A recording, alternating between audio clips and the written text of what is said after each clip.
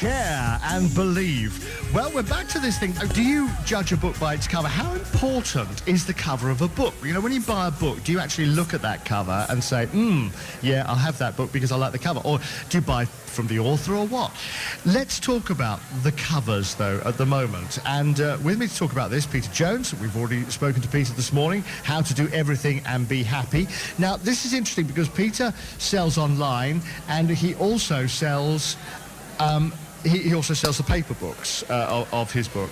So, Peter, nice to see you once again. Hello, Dave. We also have with us Guy Saville. Now, Guy, last year, he published a book called The Africa Reich. Now, unfortunately, he wasn't able to join us at the book festival last year, and the event had to be cancelled for family reasons, but he's back with us this year.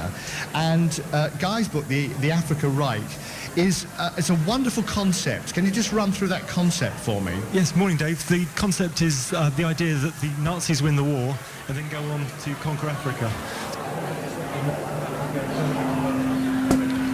I'm sorry, we seem to have a slight problem with technicals here. So it's always me, so the microphones always go, yes. Enough. It is always you. I don't know what it is. Yeah. So the concept of the book is that the Nazis win the war. It's kind of in the tradition of Robert Harris's Fatherland. Yeah. And then they go on to conquer Africa. And it's based on the Nazis' real plans for the conquest and domination of the continent of Africa. Right, and we spoke last year at the launch, and you didn't really know how it was going to go, because it's been a very interesting journey for you, hasn't it? You got a grant to actually write the book. That's right, yes. And you did, yeah. And it was turned down by lots of people, wasn't it? Yeah, it was turned down by practically every single publisher in the UK before then being picked up by the biggest publisher in the UK. So it was kind of an ironic journey. So last year the book had been out about 2 weeks, so it was too early to know how it was going to go. But I'm glad to say that it was got a fairly big seller, and it's gone on to sell in other countries. How many countries are you now signed for? I'm now signed for 6, and then some of the rights, like the Spanish rights, that includes 12 countries, because it includes all of South America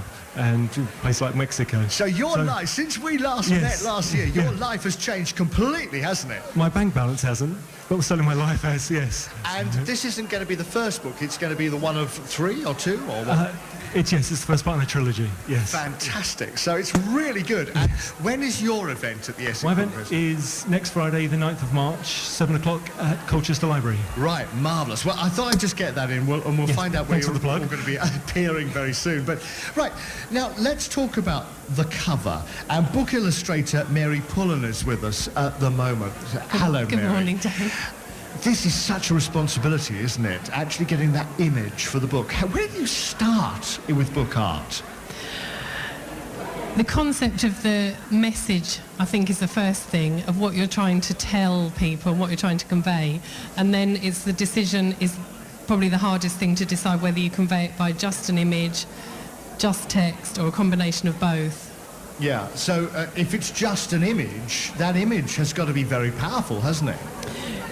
Yes, immediately interpretable by anybody. Can you just give me an example? Well, I've recently done a limited edition of books called Down the Rabbit Hole, which tell the story of Alice in Wonderland in 8 images, and there's no text apart from the title, which I might revise and do as an image. And it's, very, very simple illustrations. But if you know the story, you can read it immediately. If you don't know the story, it's quite amusing anyway. Wow, but what a discipline that is, to try and get the whole story in 8 images. It is. I'm a linguist as well by background, so I kind of use the 2, visual language and written language, and kind of play on both of them, mix them up. Now, you've obviously studied this. Can people buy a book because of its cover? I do.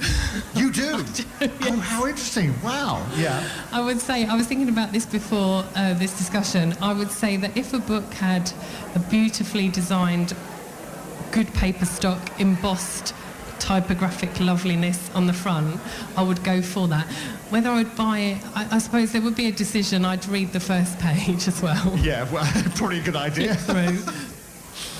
Peter Jones, now you started online and then you're printing as required now. Yes. Yours is, how would you describe your image? Because you're wearing a badge with it on, aren't you? That's right, yes. Yeah, I came up with ideas of what I wanted on the cover, and then my book designer, she completely ignored that. And came up with the image which you see today, which is extremely bright and colourful. It's got a big five-pointed star in the middle, and what looks like a sunburst behind it, and a man jumping in the air with glee. Yeah. And how to do everything and be happy. And then how to do everything and be happy, yeah. And so what message were you trying to get across with that? I think what my book designer was trying to do was trying to encompass the whole the message of the book, which was, you know, it's a book about happiness and how to be happy and that sort of stuff. And she was trying to come up with images which would make people smile. And all the feedback I've had is that people really love the cover design, and they really love how bright it is, and it's something you can't really miss. Yeah. And it's almost a logo for you. It is. It It has become a brand. You've got that badge on. Yeah, It's a brand. exactly. Yes. Yeah. Yes, I was at a writers' week last year, and my book was in the bookshop. But I also put a tub of these badges, 3 badges, and just with a label that said, "Please take a badge." So as the week progressed, more and more people were walking around with one of these badges on, and it doesn't have the name of the book on it or anything. But of course, it meant that when anybody went back into the bookshop, they were like, "Oh, that's that thing I've been wearing on my lapel all week." Yeah. So, and I follow you on Twitter. Yes. So I know that when I see you, it's you. I don't actually have to read who it is. I know instantly that it's you I'm following. There's the star. There's the starburst. You know immediately it's me. Yes. And have you had that feedback that people are buying because of the cover? I think people buy my book for 3 reasons. They buy it because of the cheerful cover. They like the name, How to Do Everything and Be Happy, because it's slightly ambiguous, and it also is quite quirky. It's quite funny. Yeah. It's also got the words happy and happiness in it. And thirdly, my name as well. People don't forget Peter Jones because they associate it with the shop, or with the other Peter Jones from Dragon's Den. Yeah, and you have got the same amount of money as him, haven't you? Almost, yes. Yeah. He's slightly poorer than I am. Absolutely marvellous. And he will be lending a bit to our audience here a little bit afterwards. Okay. Where are you appearing, and when are you appearing? I'm at Debden Library on the 13th of March at about 7:30 in the evening. Lovely. Okay. Look, we'll come back to our discussion in just a few moments' time. Let's find out what's happening on our county's roads right now. Now, here at the Sadie 9 Show, we've come up with a song to help you remember when we're on. So hit it, boys! It's Sadie time. It's Sadie time. Sing it to me, Chico. Sadie time. It's Sadie time. Sing it to me, girls.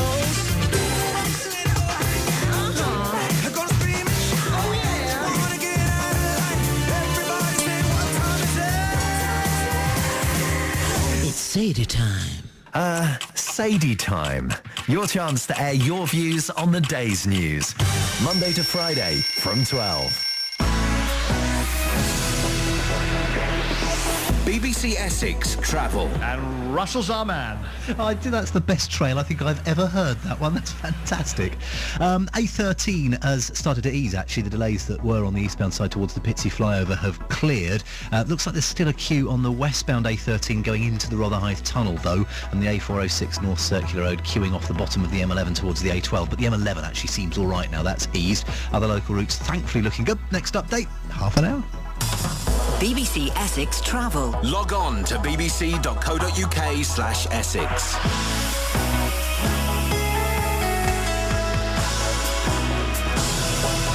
So, can you judge a book? Do you judge a book by its cover? Thank you very much to Patsy, who's Facebooked me. I'm attracted by a cover, especially historical novels. So, yep, Patsy does buy books by her cover. She's attracted by those. Claire has tweeted me to say, mainly it's the blurb, but I bought books based on the cover. It's the title that catches attention. Now, that's interesting, the title as well. We'll come back to that.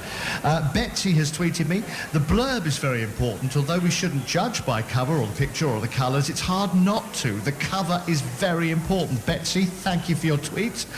Jan has Facebooked me. The cover really doesn't bother me now. Totally against what everybody else has been saying. I read what the book is about, says Jan. I think it's a shame libraries are not silent, as it was peaceful. It was a peaceful place to get away from the hustle and bustle of the outside world. I tell you what, mate, it's not peaceful in the library today. There's quite a buzz going on.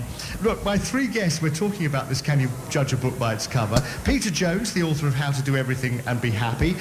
Guy Saville, who's the author of The Africa Reich. And Mary Pullen, who is a book illustrator. Now, Guy, The Africa Reich. The book is very dramatic. The cover is very dramatic. Take me through it.